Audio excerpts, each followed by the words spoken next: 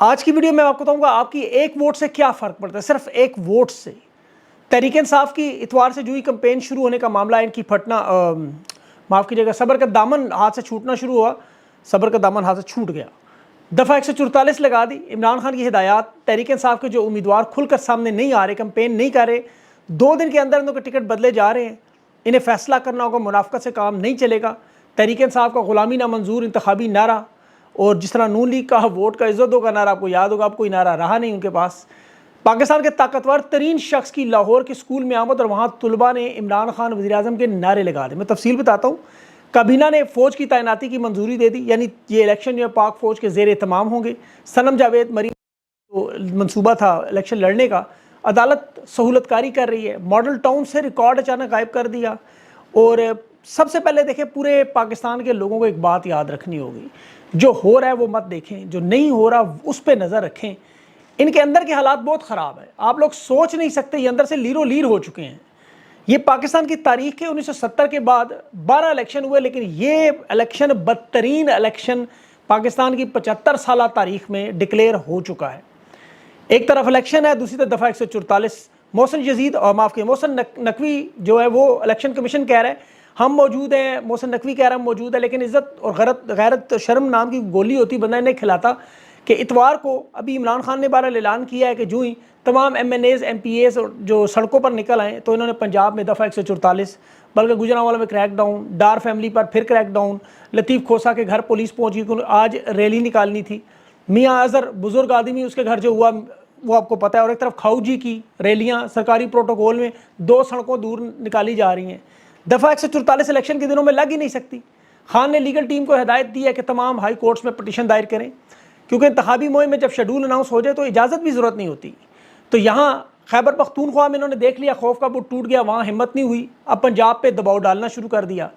فل four نون league اور Peoples party کے علاوہ باقی سب کو ریلیوں جلسوں کی اجازت، تحریک انصاف کے لوگوں کو گرفتار کیا جائے۔ لیکن دیکھیں ابھی نے یاد رکھنا چاہیے، تھر میں ابھی پی ٹی آئی کا جو جلسہ ہو رہا تھا وہاں ٹکٹ ہولڈر اور باقی لوگوں کو گرفتار کیا۔ سینکڑوں کی تعداد میں لوگ تھانے کے باہر پرامن انداز میں جب پہنچے تو پولیس کو مجبوراً چھوڑنا پڑا۔ یہ لوگ چاہتے ہیں کہ امن سے معاملہ خراب ہو، یقین کریں، لیکن آپ لوگوں نے قائم رہنا ہے، جمہوری حق کا استعمال کریں، لیکن اس آگ کے دریا میں ڈوب کے بھی جانا ہے اور جلنا بھی نہیں انشاءاللہ۔ یہ 1860 اور 1923 کے 2 قانون لگا کے فلاحی ریاست کو سیکیورٹی ریاست بنا رہے ہیں، شمالی کوریا بنا رہے ہیں پنجاب کو، جس طرح مقامی آبادی انگریز وائسرائے کے ہاتھ میں دے کے معاشرتی تقسیم کرتا رہا۔ ابھی کے پی میں آپ دیکھ لیں، ایک باپ نے جو بیٹے کے ساتھ کیا، بیٹا تحریک انصاف کا جھنڈا لگانا چاہتا تھا، باپ عوامی نیشنل پارٹی کا نکلا، بغض کے مارے صحافیوں کو دیکھیں، بجائے اس مقتول بچے کے ساتھ ہمدردی کریں، کہہ رہے عمران خان نے تقسیم کر دی۔ یعنی باپ جو عوامی نیشنل پارٹی کا ہے اسے برا بھلا کہنے کے بجائے معصوم بچے کو جو اپنا جمہوری حق استعمال کر کے گھر پہ جھنڈا لگانا چاہتا تھا، یہ اس کے پیچھے پڑ گئے۔ یہ وہی لوگ ہیں بدنیت لوگ، بچیاں اسکول جائے تو کہتے ہیں پڑھانے کی کیا ضرورت ہے، باہر لوگ تنگ کریں گے، بجائے لوگوں کو روکیں بچیوں کی پڑھائی بند کرا دیں۔ بددیانت صحافی ہیں، اس کا نام ایک کا تو بہرحال دفاع کریں، کیا ہم ان کی مشہوری کریں۔ ابھی جج قاضی فائز جو ہے، اس نے سو موٹو کے اختیار کا معاملہ اسی لیے پریکٹس پروسیجر سب سے پہلے آتے ہی چھیڑا، پہلا کیس جو سپریم کورٹ کے ججز کوئی ایسا نہ ہو کوئی نوٹس لیں اس طرح کے معاملات کا، غیر قانونی قوانین کو جو کور پرووائڈ کیا گیا۔ جب بھی پاکستان کی تاریخ لکھی جائے گی، اس شخص کا نام بدبودار کالے حروف سے لکھا جائے گا، جس نے نظام اور قانون تباہ و برباد کیا۔ لوگ ابھی بھی سمجھ رہے ہیں ووٹ ڈالنے سے کیا، دیکھیں الیکشن 2024 ہے، آپ کی ایک ایک ووٹ ابابیل کے چونچ میں ایک ایک پتھر ہے، کیونکہ آپ کا مقابلہ بدمست ہاتھیوں سے ہے جو نشے میں ہے اس وقت۔ پاکستان کے 2018 کے الیکشن اٹھا کے آپ دیکھیں، اشر باجوہ نے بڑا اچھا اس میں ریسرچ کی، اس کی تفصیل جو ہے وہ میں آپ کے سامنے رکھوں تو 2018 کے الیکشن میں 19 نشستیں صرف 1% ووٹ کم ہونے سے ہارے، 16 نشستیں 2%، 14 نشستیں اسی طرح 16 نشستیں، ساری ملا کے کوئی 53 نشستیں جو فرق تھا 5 سے 10% ووٹوں کا۔ باجوہ کو استعمال کر کے جس طرح ان لوگوں نے نون لیگ نے آر ٹی ایس سسٹم بٹھا کے 30-35 سیٹوں کا فرق ڈالا تھا، یہ وہی تھے، اور یہ وہی لوگ ہیں جو آپ کو مایوس کرتے ہیں کہ ووٹ کے لیے نہ نکلیں، آپ کی ایک ووٹ سے کیا ہو جائے گا۔ ووٹ آپ نے ووٹ ضائع نہیں کرنی، خدا کے لیے گھر سے نکلنا ہے، 14 دن رہ گئے ہیں، 2 سال آپ نے قربانی دی، عصر کے وقت روزہ نہیں توڑنا، یہ حکم نہیں ہے، یہ برداشت نہیں ہوگا۔ آج دیکھ لیں آپ کے ساتھ سارا پاکستان ہے، طلباء اور اساتذہ کے ایک سیشن میں آج طاقتور شخص جو گیا، جو اپنے آپ کو فرعون سمجھتے ہیں، وہاں وزیر اعظم عمران خان کے نعرے لگے۔ عمران خان جیت گیا، عمران خان اسی دن جیت گیا تھا، یہی شخص جب پریس کانفرنس کر رہا تھا، اس پریس کانفرنس میں انہوں نے بیان دیا تھا ہم نے عمران خان کے نام پہ کاٹا لگایا، لیکن ساتھ خود کہتے ہیں ہم سیاست میں شامل نہیں، حالانکہ یہ بیان ان کی پریس کانفرنس بذات خود ایک سیاسی ہونے کے تقاضوں میں تھی۔ اب جس سختی کا یہ ذکر کرتے رہے وہ آپ کو نظر آئی پنجاب پولیس گلو بٹ بن کے جس طرح عمران خان کے ساتھ جو واردات یہ کرتے رہے. انہوں نے پریس کانفرنس میں بتایا تھا ہم یہ کریں گے، ہم وہ کریں گے، ہم راز کھولیں گے، ملاقاتیں سامنے لائیں گے. بہت بڑی پریس کانفرنس تھی، آپ کو یاد ہوگی ارشد شریف کی شہادت کے بعد. اس کی وجہ صرف ایک ہی تھی، خان نے ایک سائفر جلسے میں لہرایا اور ڈونلڈ لو امریکہ کا حکم آیا چاہے کچھ بھی ہو جائے اس کو روکنے. اور پھر اب تک اسے روکنے کے لیے دیکھ لیں کیا کیا کر رہے ہیں. اور خان کو تو کامیابی اللہ اس کے ساتھ ہے. آج سب سے بڑا گواہ سائفر کا، جس طرح اعظم خان پہلے گواہ نہیں بنا، اس نے حقیقت بتا دی، جو عمران خان نے بتائی بالکل وہی. آج سابق سفیر اسد مجید بھی بڑا اہم بیان دے رہا ہے، عمران خان کے بیان کی تائید کر رہا ہے. خان نے بھی یہی باتیں کی جو یہ گواہ کہہ رہا ہے کہ یہ دونوں طرف امریکہ اور پاکستان کے میٹنگ کے منٹس لیے جا رہے تھے باقاعدہ طور پر اس سائفر میں. اچھا اس نے کہا کہ خطرہ یا سازش کے الفاظ نہیں تھے، خیر وہ سائفر میں ہوتے بھی نہیں عام طور پہ. نیشنل سیکورٹی میٹنگ میں سفیر کو ڈیمارش کرنے کی تجویز اسد مجید نے کہا میں نے خود دی تھی. ویسے ایک بات پوچھنی چاہیے، خطرہ اگر نہیں تھا تو ڈیمارش کیوں کیا؟ ویسے کہتا ہے پاکستان اور امریکہ کے تعلقات کے لیے دھچکا تھا. اور امریکہ کے تعلقات کے جب پاکستان کو جو انہوں نے بکری بنا دیا وہ ڈونلڈ لو کے بعد رجیم چینج آپریشن ہوا. عمران خان کو بھیجا سائفر، 2 ہفتے بعد حکومت گرائی، اور جو پاکستان کی تباہی چڑھی اس پہ کوئی دھچکا نہیں. الزام خان پہ تھا 2 بیانیے لگا کے، گورنر سے مہنگائی تھی، رجیم چینج آپریشن کے بعد پہلا مہنگائی کا 84 روپے لیٹر انہوں نے اضافہ کیا. خان کو گرانے کے بعد 2 سال تک یہ لوگ ریکارڈ کھنگالتے رہے، چند تحائف نکلے جو باقی 10% لے کے ادائیگی بھاگتے تھے. خان نے 50% دے کے قانونی طریقے سے اپنے اثاثوں میں ڈکلیئر کیا. پھر بھی یہ لوگ عمران خان کے اوپر کبھی عدت کا نکال لائے، کبھی مطلب الیکشن کمیشن توہین کا کیس ڈال دیا، کبھی جج کی توہین کا، کبھی دفعہ 144، کبھی سائفر، کبھی القادر ٹرسٹ. عمران خان کے مکمل اثاثے وزیر اعظم اس سے نکلتے وقت ایک ڈائری اور ایک پینسل تھی جو کہ لے کے نکل گیا. ایماندار شخص جو اس کو دشمن بھی تسلیم کرتے ہیں، آج تکلیف اسی لیے برداشت کر رہا ہے. خان نے کہا اس کی ٹانگ میں درد ہے، میں جانتا ہوں وہ بخار بھی تھا. آج عمران خان کی جو لاہور ہائی کورٹ میں 7 ضمانتیں بحال ہوئی، یہ اللہ کا انصاف ہے. انشاءاللہ یہ 9 مئی کے 7 مقدمات تھے بڑے اہم، جسٹس عالیہ نیلم کی سربراہی میں 2 رکنی بینچ نے فیصلہ سنایا. اور یہ جناح ہاؤس حملہ کیس ہے. یہ ضمانتیں جو ہی عدم پیروی کی وجہ سے خارج کی گئی تھی، آج ویڈیو لنک پہ حاضری لگا کے وہ فیصلہ ہو گیا، کیونکہ اس سے پہلے ویڈیو لنک مانتے نہیں تھے. اب دیکھیں ضمانت کا اصل مسئلہ صرف 2 کیسز ہیں، توشہ خانہ اور القادر.